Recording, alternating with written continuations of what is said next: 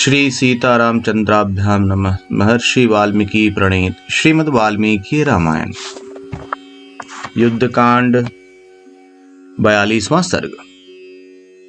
लंका पर वानरों की चढ़ाई तथा राक्षसों के साथ उनका घोर युद्ध। तदनंतर उन राक्षसों ने रावण के महल में जाकर यह निवेदन किया कि वानरों के साथ श्री राम ने लंकापुरी को चारों ओर से घेर लिया है। लंका के घेरे जाने की बात सुनकर रावण को बड़ा क्रोध हुआ और वह नगर की रक्षा का पहले से भी दुगुना प्रबंध करके महल की अटारी पर चढ़ गया। वहीं से उसने देखा कि पर्वत, वन और काननों सहित सारी लंका सब ओर से असंख्य युद्धाभिलाषी वानरों द्वारा घिरी हुई है। इस प्रकार समस्त वानरों से आच्छादित वसुधा को कपिल वर्ण की हुई देख वह इस चिंता में पड़ गया कि इन सब का विनाश कैसे होगा।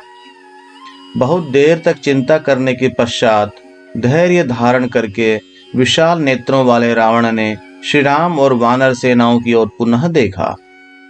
इधर श्री रामचंद्र जी अपनी सेना के साथ प्रसन्नता पूर्वक आगे बढ़े। उन्होंने देखा लंका सब ओर से राक्षसों द्वारा आवृत और सुरक्षित है। विचित्र ध्वजा पताकाओं से अलंकृत लंकापुरी को देखकर दशरथ नंदन श्री राम व्यथित चित्त से मन ही मन सीता का स्मरण करने लगे। हाय, वह मृग शावक नयनी जनक नंदिनी सीता यही मेरे लिए शोक संतप्त हो पीड़ा सहन करती है और पृथ्वी की वेदी पर सोती है। सुनता हूं बहुत दुर्बल हो गई है। इस प्रकार राक्षसियों द्वारा पीड़ित विदेह नंदिनी बारंबार चिंतन करते हुए धर्मात्मा श्री राम ने तत्काल वानरों को शत्रुभूत राक्षसों का वध करने के लिए आज्ञा दी। अक्लिष्ट कर्मा श्री राम के इस प्रकार आज्ञा देते ही आगे बढ़ने के लिए परस्पर होड़ सी लगाने वाली वानरों ने अपने सिंहनादों से वहां की धरती और आकाश को गूंजा दिया। वे समस्त वानर यूथपति अपने मन में यह निश्चय किए खड़े थे कि हम लोग पर्वत शिखरों की वर्षा करके लंका के महलों को चूर चूर कर देंगे अथवा मुक्कों से ही मार मार कर ढहा देंगे। वे वानर सेनापति पर्वतों के बड़े बड़े शिखर उठाकर और नाना प्रकार के वृक्षों को उखाड़ कर प्रहार करने के लिए खड़े थे। राक्षस राज रावण के देखते देखते विभिन्न भागों में बटे हुए वे वानर सैनिक श्री रघुनाथ जी का प्रिय करने की इच्छा से तत्काल लंका के परकोटों पर चढ़ गए।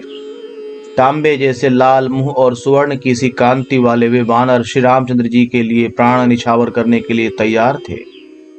वे सब के सब साल वृक्ष और शैल शिखरों से युद्ध करने वाले थे, इसीलिए उन्होंने लंका पर ही आक्रमण किया। वे सभी वानर वृक्षों, पर्वत शिखरों और मुक्कों से असंख्य परकोटों और दरवाजों को तोड़ने लगे। उन वानरों ने स्वच्छ जल से भरी हुई खाइयों को धूल, पर्वत शिखर, घास फूस और काठों से पाट दिया। फिर तो सहस्त्र यूथ, कोटि यूथ और 100 कोटि यूथों को साथ लिए अनेक यूथपति उस समय लंका के किले पर चढ़ गए। बड़े बड़े गजराजों के समान विशाल काय वानर सोने के बने हुए दरवाजों को धूल में मिलाते, कैलाश शिखर समान ऊंचे ऊंचे गोपुरों को भी ढहाते, उछलते कूदते एवं गरजते हुए लंका पर धावा बोलने लगे। अत्यंत बलशाली श्री रामचंद्र जी की जय हो, महाबली लक्ष्मण की जय हो और शिवनाथ जी के द्वारा सुरक्षित राजा सुग्रीव की भी जय हो, ऐसी घोषणा करते और गरजते हुए इच्छानुसार रूप धारण करने वाले वानर लंका के परकोटे पर टूट पड़े। इसी समय वीरबाहु, सुबाहु, नल और पनस ये वानर यूथपति लंका के परकोटे पर चढ़कर बैठ गए और उसी बीच में उन्होंने वहां अपनी सेना का पड़ाव डाल दिया। बलवान कुमुद विजय श्री से सुशोभित होने वाले 10 करोड़ वानरों के साथ लंका के पूर्व द्वार को घेर कर खड़ा हो गया। उसी की सहायता के लिए अन्य वानरों के साथ महाबाहु, पनस और प्रघस भी आकर डट गए। फिर शतबली ने दक्षिण द्वार पर आकर 20 करोड़ वानरों के साथ उसे घेर लिया और वहीं पड़ाव डाल दिया। तारा के बलवान पिता सुषेण कोटि कोटि वानरों के साथ पश्चिम द्वार पर आक्रमण करके उसे घेर कर खड़े हो गए। सुमित्रा कुमार लक्ष्मण सहित महाबलवान श्री राम तथा वानराज सुग्रीव उत्तर द्वार को घेर कर खड़े हो गए। लंगूर जाति के विशालकाय महापराक्रमी वानर गवाक्ष, जो देखने में बड़े भयंकर थे, 1 करोड़ वानरों के साथ श्री रामचंद्र जी के एक बगल में खड़े हो गए। इसी प्रकार महाबली शत्रुसूदन, ऋक्षराज, धूम्र 1 करोड़ भयानक क्रोधी रीछों को साथ लेकर श्री रामचंद्र जी के दूसरी ओर खड़े हुए। कवच आदि से सुसज्जित महान पराक्रमी विभीषण हाथ में गदा लिए अपने सावधान मंत्रियों के साथ वहीं आकर डट गए। वहां महाबली श्री राम विद्यमान थे। गज, गवाक्ष, गवय, शरभ और गंधमादन सब और घूम घूम कर वानर सेना की रक्षा करने लगे। इसी समय अत्यंत क्रोध से भरे हुए राक्षसराज रावण ने अपनी सारी सेना को तुरंत ही बाहर निकलने की आज्ञा दी। रावण के मुख से बाहर निकलने का आदेश सुनते ही राक्षसों ने सहसा बड़ी भयानक गर्जना की। फिर तो राक्षसों के यहाँ, जिनके मुखभाग चंद्रमा के समान उज्जवल थे और जो सोने के डंडे से बजाए या पीटे जाते थे, वे बहुत से धौंसे एक साथ बज उठे। साथ ही भयानक राक्षसों के मुख की वायु से पूरित हो लाखों गंभीर घोष वाले शंख बजने लगे। आभूषणों की प्रभा से सुशोभित काले शरीर वाले वे निशाचर शंख बजाते समय विद्युत प्रभा से उद्भासित तथा वक पंक्तियों से युक्त नील मेघों के समान जान पड़ते थे।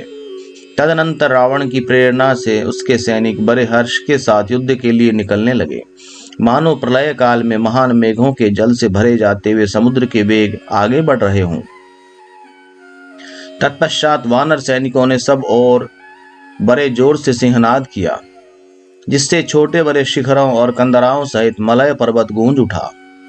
इस प्रकार हाथियों के चिघारने, घोड़ों के हिनहिनाने, रथों के पहियों की घरघराहट एवं राक्षसों के मुख से प्रकट हुई आवाज के साथ ही शंख और दुंदुभियों के शब्द तथा वेगवान वानरों की निनाद से पृथ्वी, आकाश और समुद्र निनादित हो उठे। इतने ही में पूर्व काल में घटित हुए देवासुर संग्राम की भांति राक्षसों और वानरों में घोर युद्ध होने लगा। वे राक्षस दमकती हुई गदाओं तथा शक्ति, शूल और फरसों से समस्त वानरों को मारने एवं अपने पराक्रम की घोषणा करने लगे। उसी प्रकार वेगशाली विशालकाय वानर भी राक्षसों पर बड़े बड़े वृक्षों, पर्वत शिखरों, नखों और दांतों से चोट करने लगे। वानर सेना में वानर राज सुग्रीव की जय हो, यह महान शब्द होने लगा। उधर राक्षस लोग भी महाराज रावण की जय हो ऐसा कहकर अपने अपने नाम का उल्लेख करने लगे। दूसरे बहुत से भयानक राक्षस जो परकोटे पर चढ़े हुए थे, पृथ्वी पर खड़े हुए वानरों को बिंदी पालों और शूलों से विदीर्ण करने लगे। तब पृथ्वी पर खड़े हुए वानर भी अत्यंत कुपित हो उठे और आकाश में उछलकर परकोटे पर बैठे हुए राक्षसों को अपनी बाहों से पकड़ पकड़ कर गिराने लगे।